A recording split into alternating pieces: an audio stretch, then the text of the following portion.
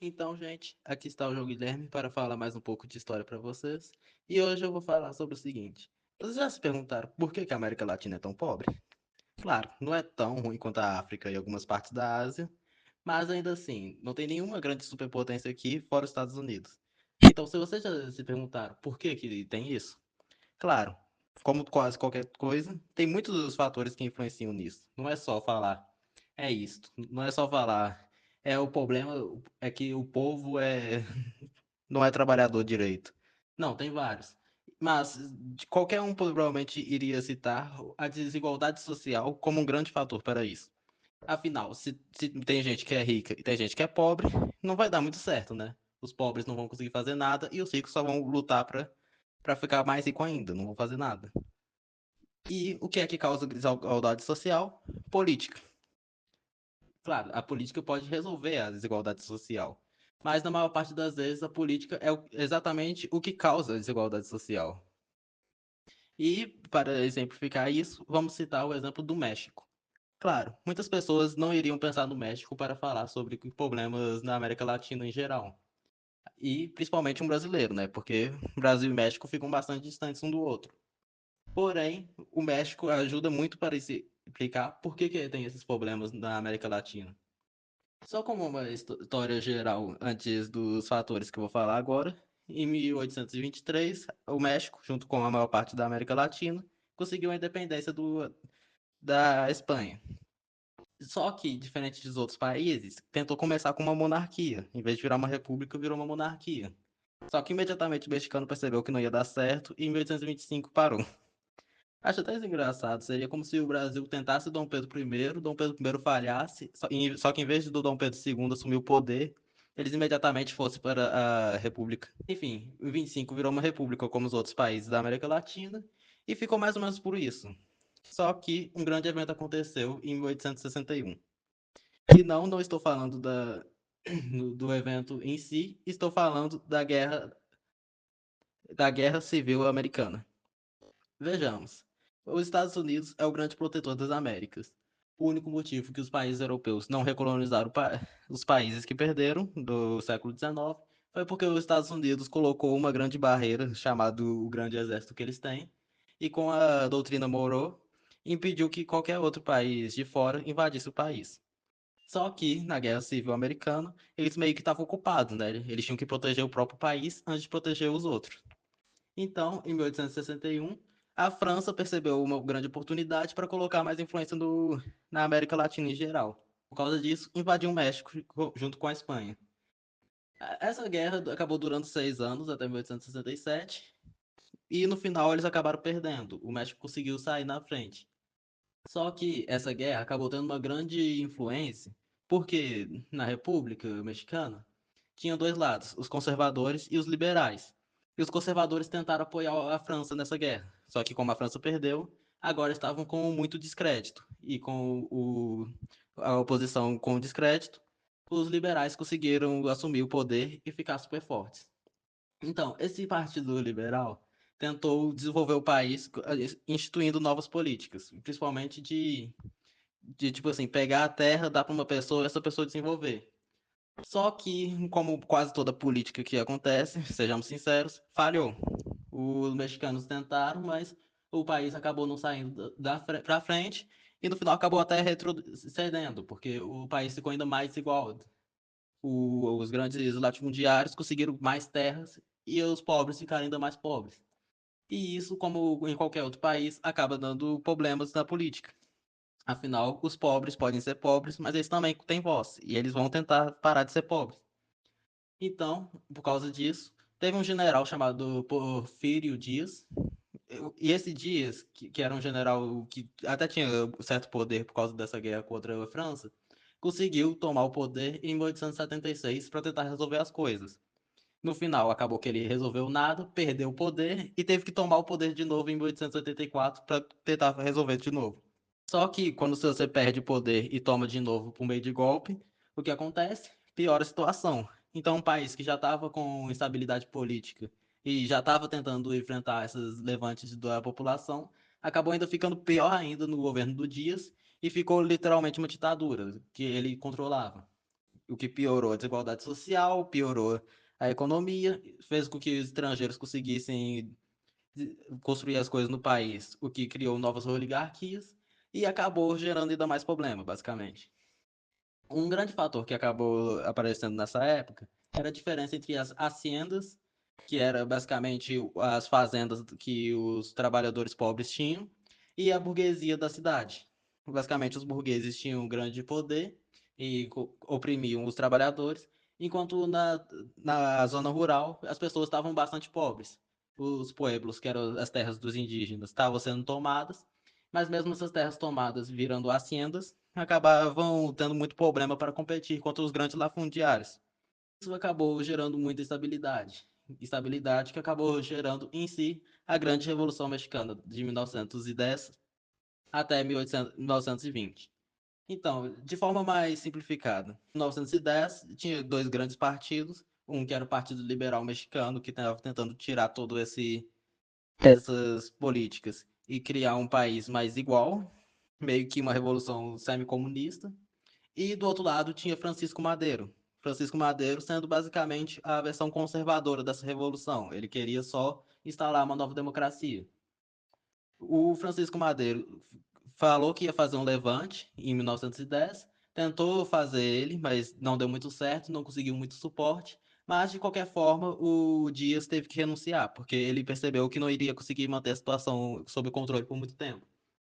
Com o Dias renunciando, agora tinha a porta ficou aberta para novas eleições. E nessas novas eleições, em 1911, Madeiro assumiu o poder. Só que, embora ele tenha realmente democratizado o país, que era o que ele queria realmente fazer, no final ele acabou não ajudando na desigualdade social. Ele fez o contrário e acabou tentando reprimir esses movimentos ainda mais. Eles revolucionaram, tentaram tomar o poder. Ele conseguiu chegar ao poder com a democracia, mas ainda assim não conseguiu resolver o problema de verdade que tinha da desigualdade social.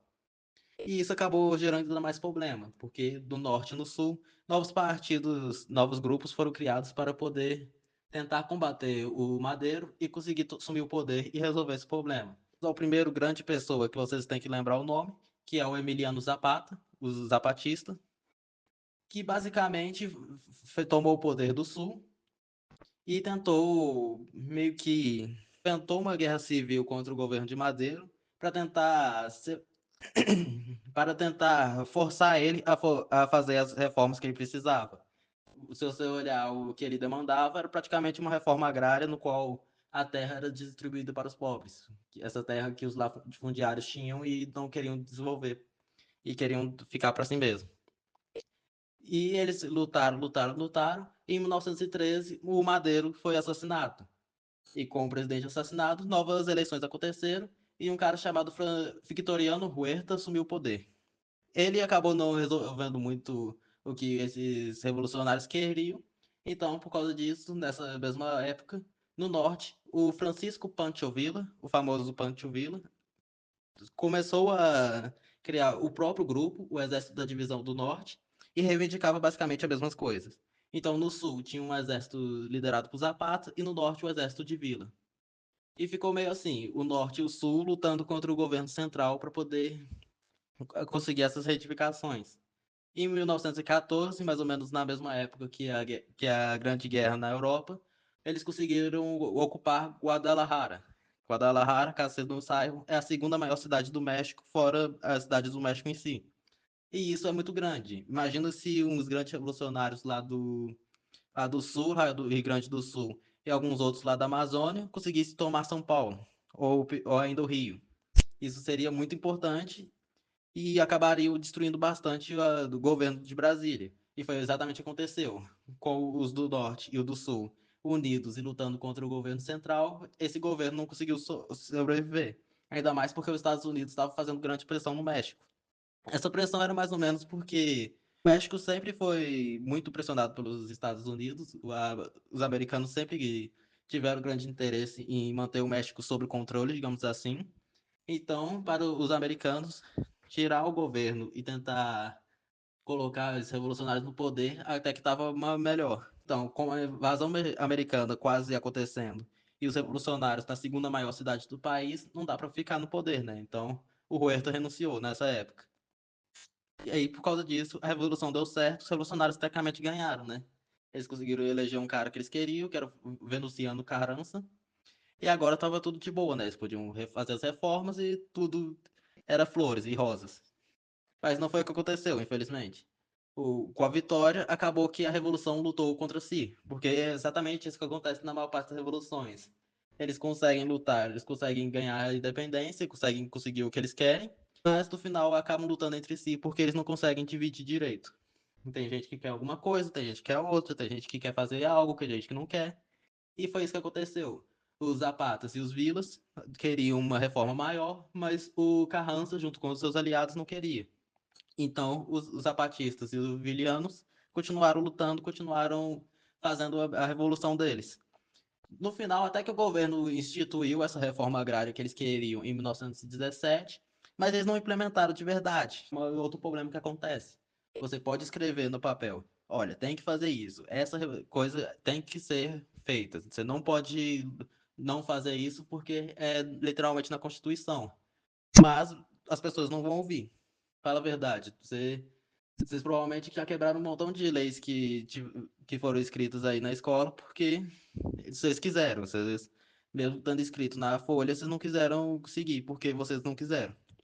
E foi a mesma coisa que aconteceu. Essas reformas que ele instituiu só acabaram acontecendo mesmo a partir dos anos 1920, num outro governo.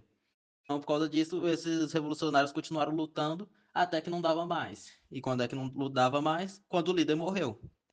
O Zapata acabou sendo assassinado em 1919, e com isso os zapatistas perderam toda a força que tinha, porque a maior parte das revoluções acontece por causa de um líder, e sem líder é meio complicado revolucionar, né?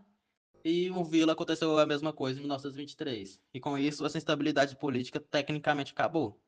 É claro, não acabou. Nunca as coisas acabam tão fácil assim. Se vocês olharem, depois na década de 1930 para 1940, ainda continuou tendo mais problema ainda no México.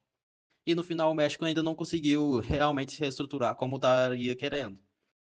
E aí, meio que isso é o grande resumo de todos os problemas da América Latina. Essa instabilidade política que faz com que os governos acabem gerando novos revolucionários. E esses revolucionários lutem contra o governo para conseguir tomar o poder. Tome o poder, mas ainda assim não resolve o problema que eles estavam falando que ia resolver. É o grande motivo pelo qual os problemas da América Latina não foram resolvidos. Isso até que inclui o Brasil. Se você pensar bem, a República lutou contra o governo central da monarquia para tentar tomar o poder e conseguir um regime democrático. Mas no final, os problemas que o Brasil estava passando, né? Problemas com o dinheiro do exterior, falta de industrialização e etc, etc, nunca foram resolvidos. Até agora o Brasil não alcançou a América do Norte. E isso também se aplica aos outros vizinhos da América do Sul.